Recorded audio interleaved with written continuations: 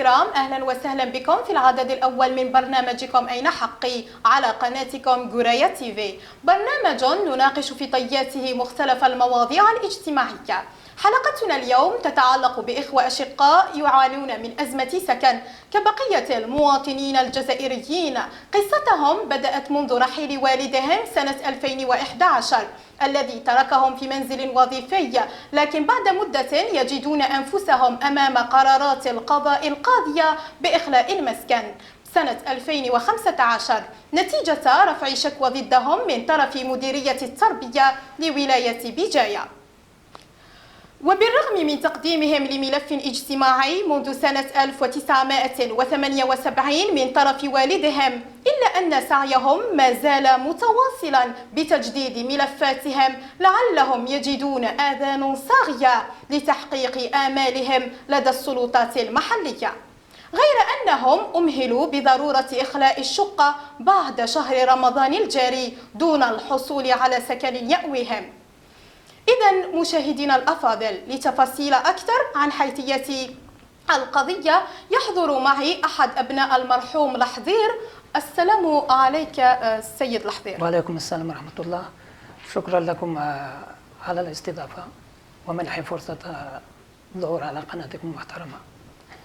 حدثت لنضع المشاهدين في الأمر الواقع. بدأت معاناتكم من هذه الأزمة قبل 2011، كيف كان موقفكم عند تلقي الأمر بالإخلاء؟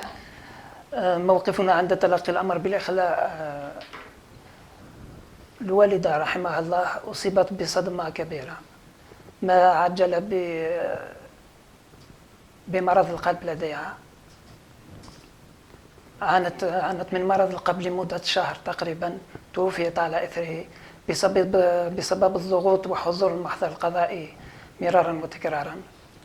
يعني قبل وفاة والدكم قبل 2011 هل والدكم قام بإجراءات سابقة؟ الوالد رحمه الله كون ملف سكن اجتماعي سنة 1978 وجدده عدة مرات، آخرها سنة 2011. ولما وفي سنة 2011 يعني عفوا، من 1979 إلى غاية 2011 السلطات المعنية لم تجيب في ندائكم أو في ملفكم، يعني دون رد؟ صحيح، لم يكن هناك أي رد ولا أي جواب. حدثتني بأن والدكم ابن شهيد، هل تواصلتم مع المديرية الوصية لأبناء الشهداء قصد مد يد العون؟ الوالد رحمه الله في الحقيقة كان منخرطا في تنسيقيات أبناء الشهداء، يعني كان منخرطا فيها من دون أي فائدة، لم يستفد من أي شيء ولا أي حق من حقوقه. الكل على دراية أنه المديرية الوصية لأبناء الشهداء تمنح بعض الفرص وبعض الحقوق لأبناء الشهداء، يعني لم تتلقوا ولو استفادة واحدة؟ صدقيني لم نتلقى أي استفادة ولا أي شيء. أفراد عائلتكم ككل يعني لم يتحصلوا على أي استفادة؟ لم نتحصل على أي استفادة لحد الآن. إذا ما هي الطلبات التي قمتم بها كأول طلب لمديرية السكن؟ يعني عندكم أوراق أو ملفات طرحتموها للسلطات المعنية؟ كما قلت لك سابقا، الوالد رحمه الله كون ملف سكن سنة 78 وجدده عدة مرات، آخر مرة كانت سنة 2011 من دون أي فائدة. ولما أفرجت عن قائمة السكنات سنة 2011 أصيب بخيمة أمل كبيرة ما عجل بوفاته. لكن لو نتوجه إلى الأمر القانوني أو إلى الأمر الواقع، مديرية التربية على حق بأن تقوم بإخراجكم من السكن الوظيفي لأنه اسمه سكن وظيفي.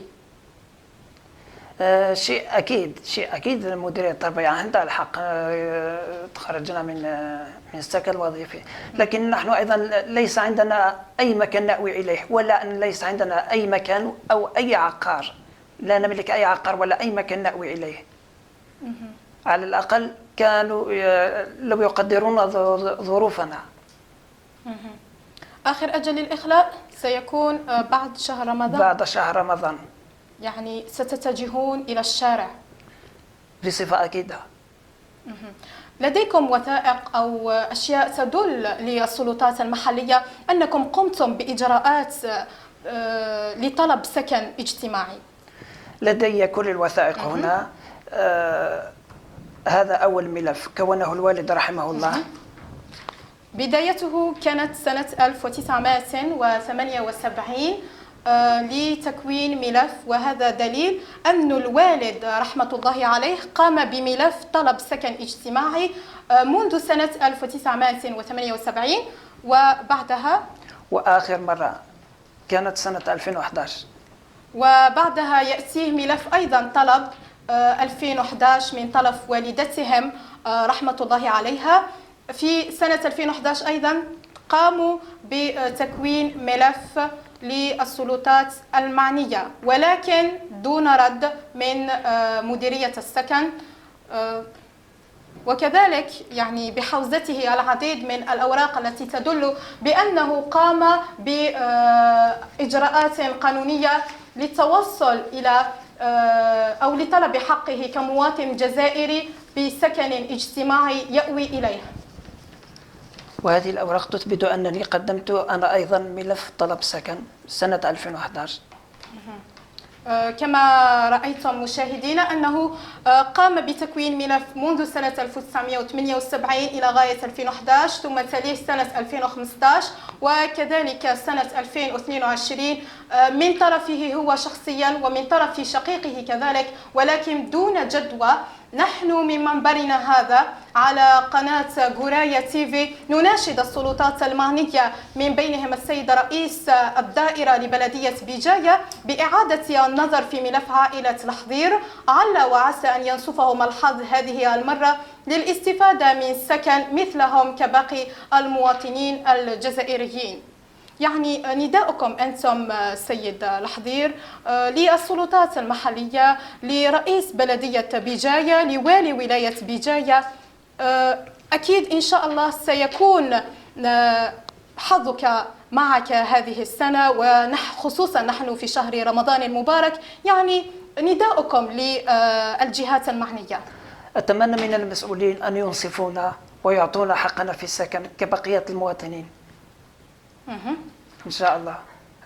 هذا ما نتمناه. يعني احكي لهم بدون أي تردد، بدون أي خوف. السيد لحظير قام بكل الإجراءات اللازمة، ولكن دون جدوى.